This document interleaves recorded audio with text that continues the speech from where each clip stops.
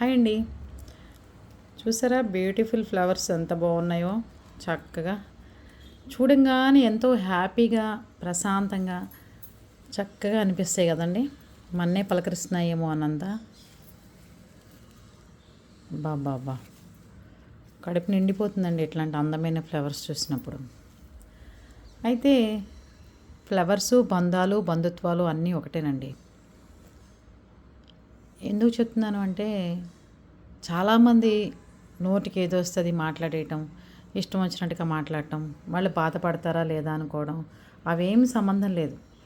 చూడండి, ఫ్లవర్స్ ఎంతో అందం ఇస్తాయి, మనకి మనశ్శాంతిని ఇస్తాయి, ప్రశాంతతని ఇస్తాయి, ఎన్ని రకాలుగానూ వాడుకోవచ్చు.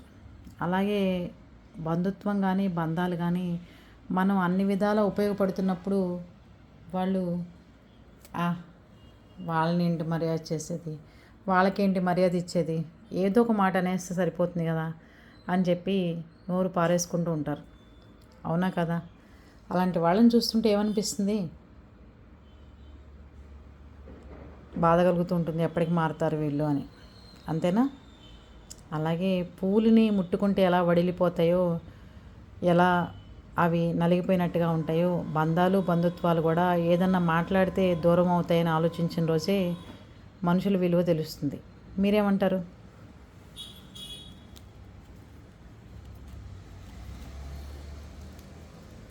కదా?